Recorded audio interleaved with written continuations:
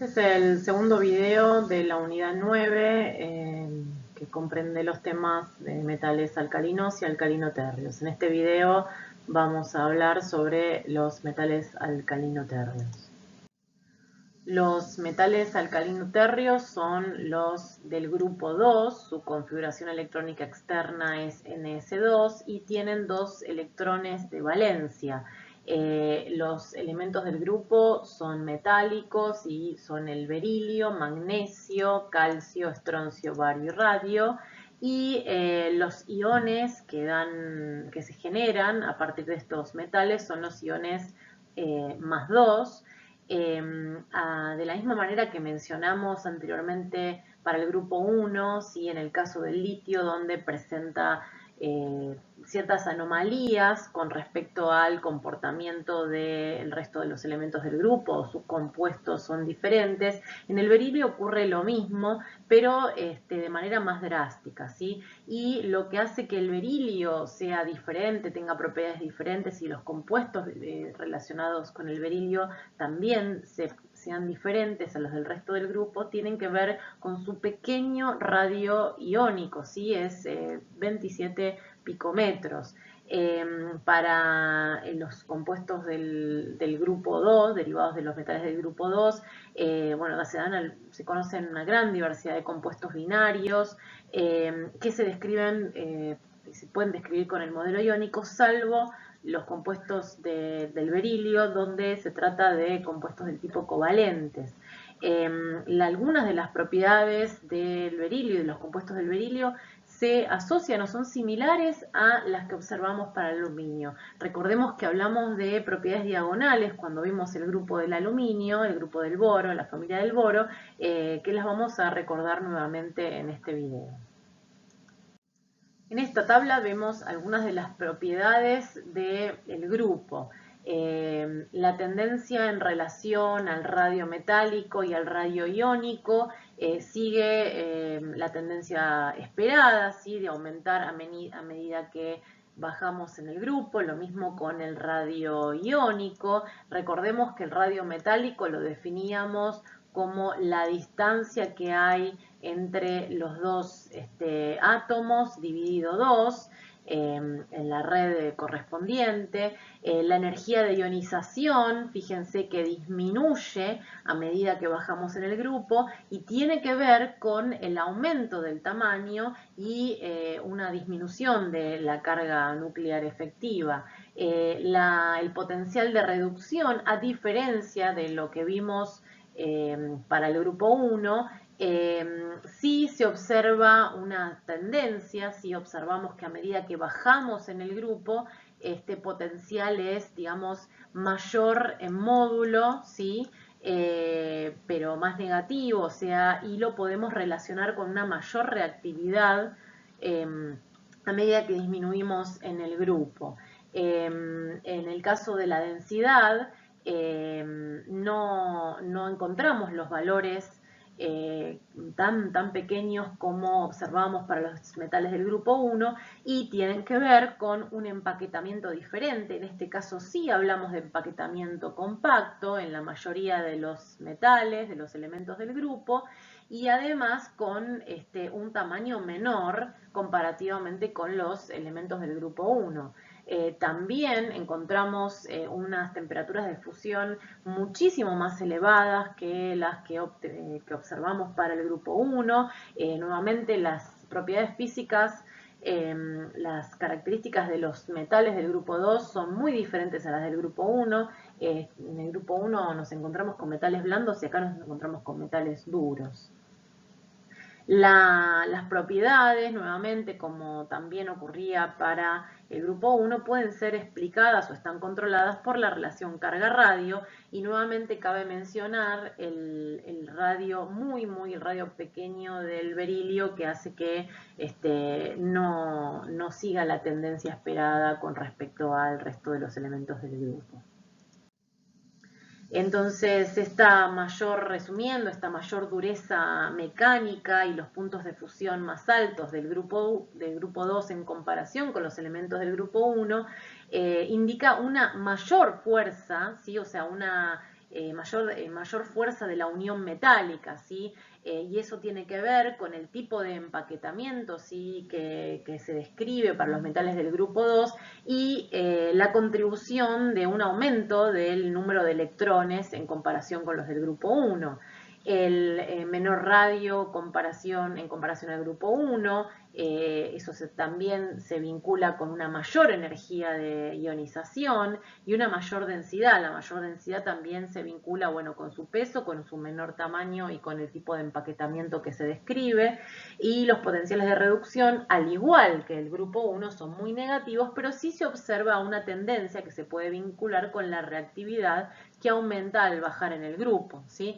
Por ejemplo, esto es algo que ustedes ya lo han visto en el grupo 1, en el grupo del hidrógeno. El magnesio puede utilizarse para generar hidrógeno, reacciona con agua pero en caliente, ¿sí? En cambio el calcio, estroncio, bario y radio reaccionan en agua a temperatura ambiente y la reacción nuevamente es la misma, ¿sí? Que vimos para el grupo 1, la generación de oxidrilos o el consumo de protones y la obtención de hidrógeno gas.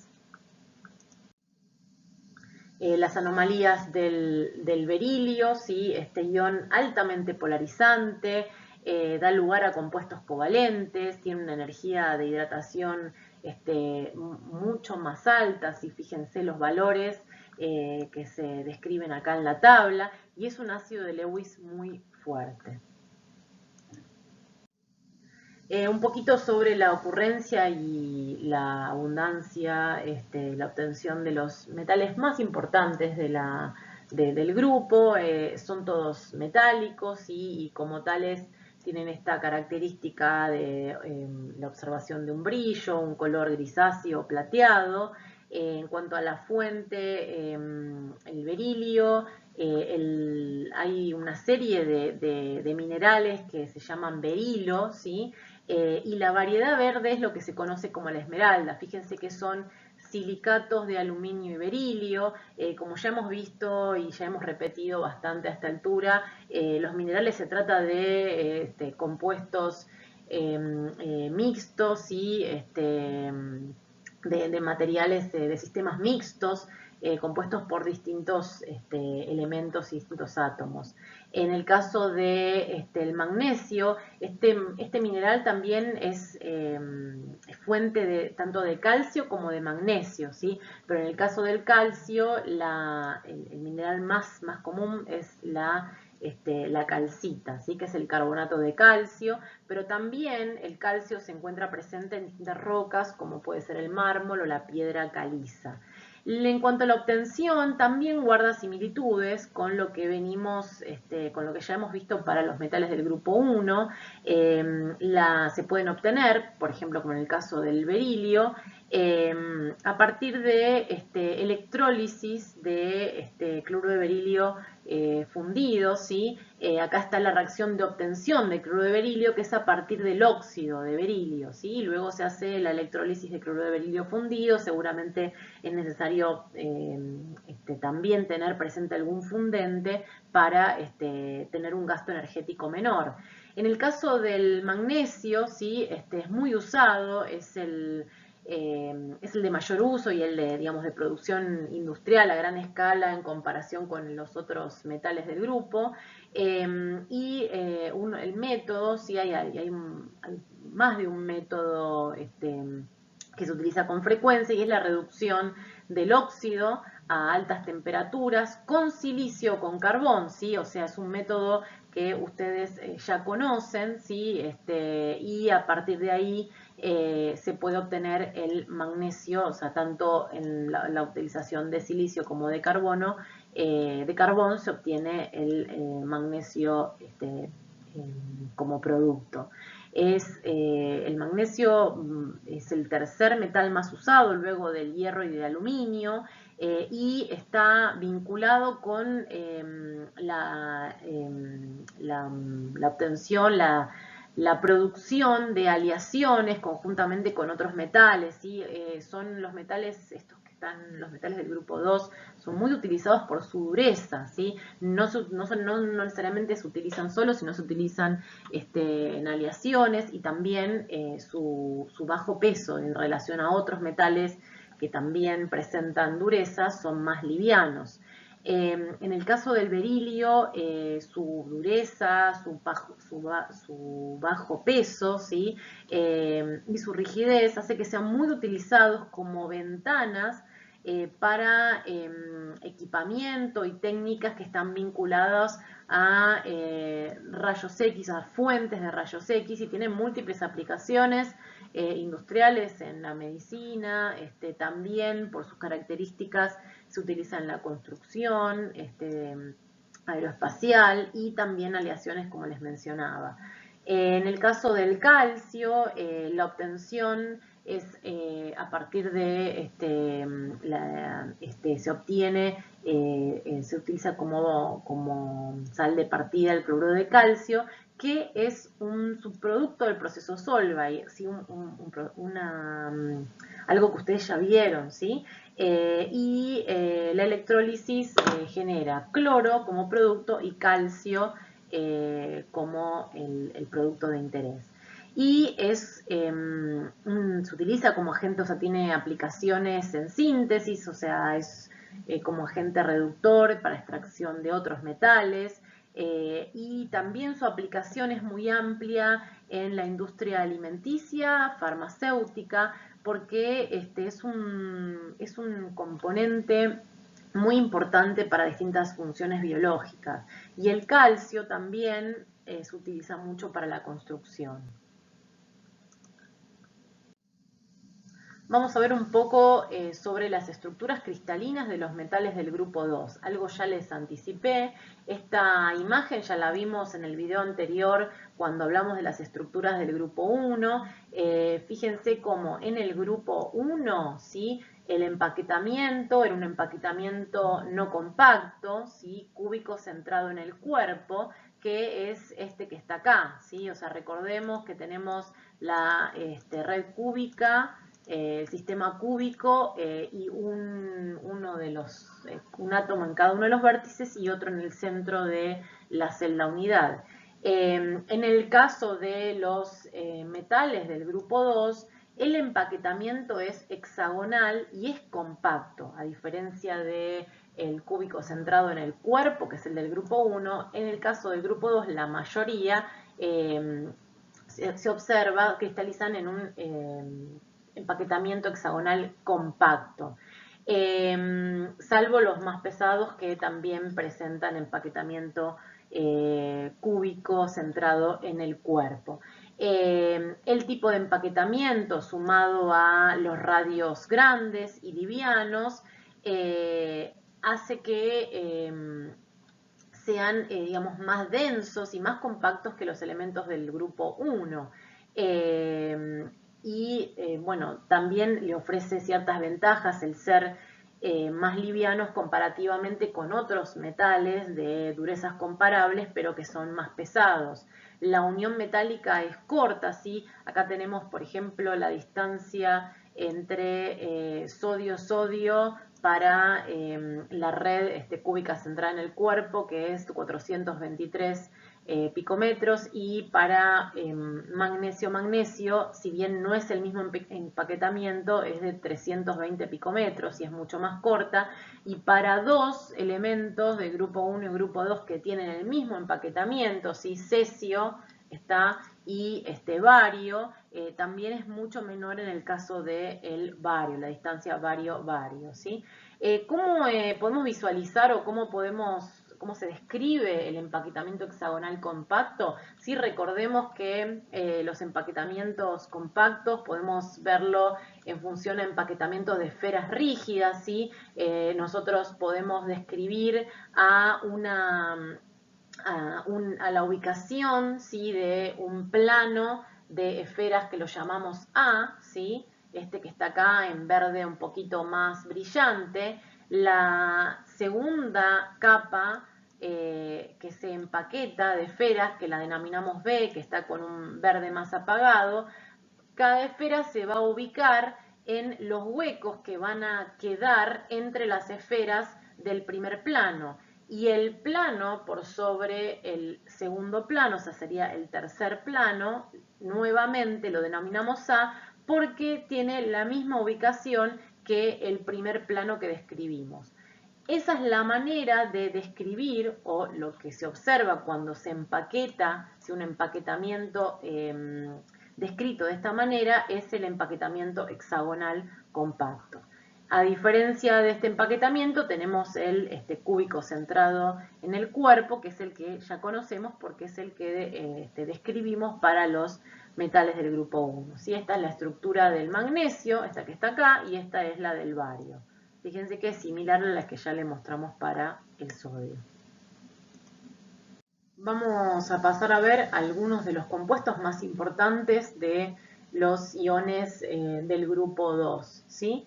Los carbonatos son compuestos muy abundantes, muy frecuentes y de amplio uso. Una reacción que también es muy usada es la descomposición térmica de los carbonatos para dar lugar al óxido correspondiente y a dióxido de carbono. Lo que se observa es que la temperatura de descomposición aumenta a medida que bajamos en el grupo, ¿sí? ¿Con qué podemos vincular esta observación? Con la estabilidad del carbonato, ¿sí? A medida que se necesita mayor temperatura, o para cuando se necesita mayor temperatura, lo podemos vincular con un carbonato más estable, ¿sí? Y se observa que eso ocurre, ¿sí? La estabilidad aumenta a medida que bajamos en el grupo, aumenta a medida que nos encontramos con un catión de mayor tamaño. Esto se entiende porque una mayor estabilidad de la red con un anión de gran tamaño como es el carbonato, la red va a ser estable cuanto mayor sea el tamaño del catión, ¿sí? A medida que bajamos, el radio iónico va a ser mayor y la red va a ser más estable. También podemos vincularlo de manera inversa con la temperatura de fusión del óxido correspondiente, ¿sí? También podemos vincularlo con la energía reticular, o sea, con la estabilidad de la red del óxido, ¿sí? A medida que bajamos, el óxido tiene una temperatura de fusión menor, ¿sí? Fíjense que va de manera opuesta a lo que vemos con el carbonato. A mayor estabilidad del carbonato, menor estabilidad del óxido. Y tiene sentido porque estamos hablando de aniones con tamaño muy diferente. Las redes del óxido, ¿sí? Las redes de los óxidos van a ser más estables, o la estabilidad va a ser mayor, con cationes de un tamaño menor, y en el caso de los carbonatos, las redes van a ser estables con cationes de mayor tamaño. La estabilidad y la baja solubilidad también de los carbonatos se vincula con la ocurrencia de los carbonatos en fuentes naturales, los minerales, distintos minerales o estos carbonatos, y también los carbonatos biogénicos, aquellos carbonatos sintetizados de manera biológica, o sea, por organismos biológicos. Hay una gran cantidad de organismos biológicos que presentan o poseen carbonato estructural, ¿sí? Acá tenemos una foto de un organismo marino cuyo recubrimiento está hecho de distintos carbonatos. Además de los óxidos, también tenemos a los peróxidos del grupo 2, y para analizar la estabilidad de los peróxidos podemos estudiar qué es lo que ocurre con la reacción de descomposición de los peróxidos para dar el óxido y oxígeno. Fíjense, bueno, recordemos el anión peroxo con dos cargas negativas, y el ion más 2 del grupo 2. Nuevamente podemos hacer el mismo análisis que hicimos anteriormente en relación a los radios del anión oxo y el anión peroxo. Las redes del peroxo, ¿sí? De los peróxidos, van a estar más estabilizadas con cationes de mayor tamaño en comparación a lo que ocurrirá con los óxidos, cuyas redes estarán más estabilizadas para los iones de menor tamaño. Es así que en el caso de, por ejemplo, el peróxido de magnesio, donde tenemos ion pequeño con anión grande, ¿sí? O mayor en relación a lo que ocurre con el óxido de magnesio, se utiliza para descomponerse, o sea, para la generación in situ de oxígeno en aplicaciones para biorremediación de agua, para limpieza de agua contaminada, ¿sí? En agua se descompone y va generando oxígeno y eso ayuda a la biorremediación de agua. Otros de los compuestos, bueno, son los hidróxidos. Nuevamente, una de las propiedades que podemos analizar es la solubilidad y para eso también podemos ver la estabilidad de la red. Cuanto más estable sea la red, la solubilidad será menor, ¿sí? Y en este caso tenemos al anión hidróxido, que no es un anión de gran tamaño, entonces las redes de los hidróxidos serán más estables para, en el caso de los más livianos, y entonces en ese caso serán los más insolubles, y la solubilidad aumentará a medida que bajamos en el grupo, porque estamos hablando de cationes de mayor tamaño, de redes menos estables, energías reticulares menores en módulo. En el caso de los cloruros, por ejemplo, como de magnesio y calcio, son iónicos. Y en el caso del berilio, acá tenemos una de las propiedades diferenciales del berilio. Los haluros anhidros son covalentes. Vamos a ver más adelante las estructuras que adoptan los haluros de berilio. Y bueno, los hidruros también se conocen. Los hidruros de los metales son hidruros iónicos, pero en el caso del berilio no son iónicos, sino que son covalentes. O sea, es covalente el hidruro de berilio. Vamos a ver con un poquito más de detalle las particularidades del berilio que ya les adelantamos. Esta alta relación carga-radio hace que sea un tanto catión como elemento muy polarizante y da lugar a la formación de compuestos covalentes. El berilio metálico es anfótero, reacciona tanto con bases como con ácidos. En el caso de la reacción con bases, los productos son hidrógeno gas y aniones como este que está acá, que es el berilato, y la reacción en medio ácido también da lugar a la formación de la generación de hidrógeno gas y el acu complejo de berilio. Este ion, este catión berilio, con este radio tan pequeño y esta relación tan alta carga radio, como decíamos, es muy polarizante. Y una reacción que da cuenta de esta característica es la hidrólisis, ¿sí? Nosotros tenemos acá el acu complejo de berilio y lo que ocurre con este catión tan pequeño, tan polarizante, interactúa con la molécula de agua que tiene coordinada, que es esta que vemos acá, ¿sí? O sea, interactúa con el dipolo del agua. Esta interacción es tan eficiente que provoca la polarización del enlace OH del agua. ¿Y qué es lo que se observa como resultado de esta polarización? Un carácter mucho más acídico, o sea, un aumento del carácter acídico del protón del agua coordinada. Y o sea, como resultado, ¿sí? Este protón va a ser más susceptible al ataque de una molécula de agua libre que está representada acá, ¿sí? Entonces, esta molécula de agua libre reaccionará con el protón acídico de la molécula, el hidrógeno acídico de la molécula de agua coordinada y dará como resultado, ¿sí? La hidrólisis y la formación de un ion hidronio. Entonces, si vemos, miren, si vemos la reacción de manera completa, es una reacción ácido-base, donde tenemos una especie que reacciona con agua para dar otra especie e iones hidróneo. Tenemos el ácido, la base conjugada y el ácido conjugado de la base, o sea, el agua que está actuando acá como base, ¿sí? El ion berilio, ¿sí? Hidratado, el ion berilio en solución actúa como un ácido, ¿sí? Otra de las cosas que podemos, otra de las especies que mencionamos es la formación de complejos como este que está acá. Este tipo de especies las vamos a ver en mayor detalle en la parte final de la materia cuando nos dediquemos completamente a ver química de coordinación. Acá tenemos los compuestos covalentes del berilio, los haluros. El ejemplo está dado con el cloruro de berilio.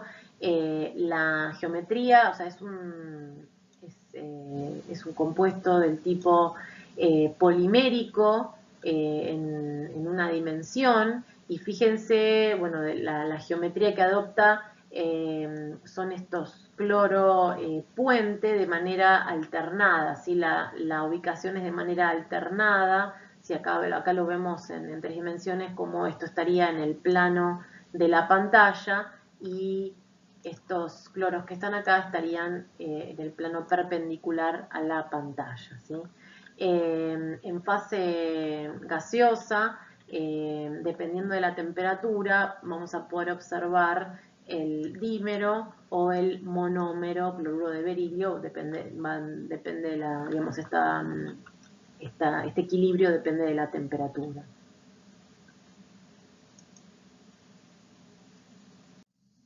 Acá vemos el otro compuesto covalente del berilio, que es el hidruro. Como comentamos, los hidruros del resto de los elementos del grupo son iónicos. En el caso del berilio es covalente. Acá tenemos el sólido, ¿sí? Es un sólido molecular de las moléculas hidruro de berilio que son covalentes, ¿sí? Y también otros compuestos muy comunes y muy utilizados para síntesis orgánica son los compuestos organometálicos de berilio, donde entendemos como compuesto organometálico que tenemos el berilio y está unido a un átomo de carbono, ¿sí? Estos son los compuestos organometálicos. Como ejemplos de compuestos de coordinación de iones del grupo 2, vamos a mencionar a aquellos derivados de este macrociclo que vemos acá, que es un anillo porfirínico, una porfirina, ¿sí?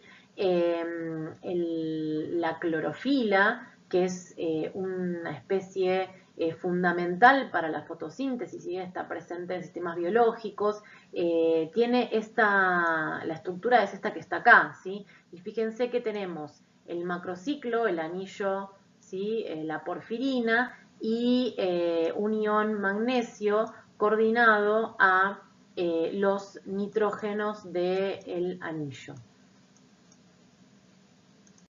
La porfirina, esta unidad, también está presente en otras biomoléculas, como es la hemoglobina, donde también podemos identificar a la porfirina, pero en lugar de tener el ion magnesio, como ocurre con la clorofila, tenemos un ion hierro más 2, ¿sí? Y bueno, para terminar, vamos a mencionar nuevamente las propiedades diagonales.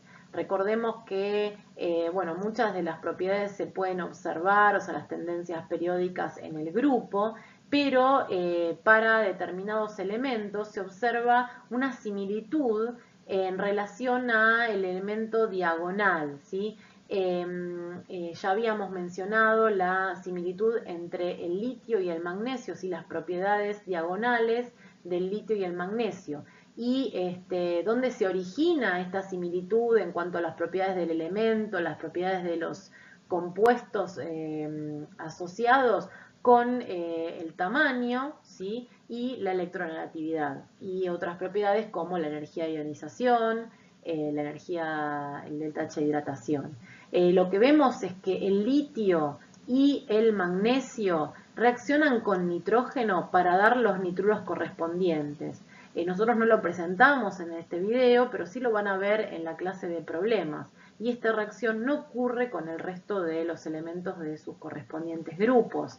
El litio reacciona con oxígeno para dar el óxido de litio y el magnesio para dar el óxido de magnesio. La estabilidad de los óxidos es mucho mayor para estos cationes de tamaño menor en comparación a la estabilidad de los peróxidos y los superóxidos, ¿sí? Donde estamos hablando de aniones de mayor tamaño y entonces en ese caso las redes son más estables cuando los cationes son de mayor tamaño. Los carbonatos, nuevamente recordemos que el carbonato se trata de aniones de un anión de tamaño mayor, entonces lo que ocurre con redes con cationes pequeños como el litio y el magnesio, se da lugar a redes con una estabilidad menor, o sea, la temperatura de descomposición para dar el óxido y el dióxido de carbono es mucho menor para el carbonato de litio y de magnesio comparativamente con los carbonatos de los otros elementos del grupo.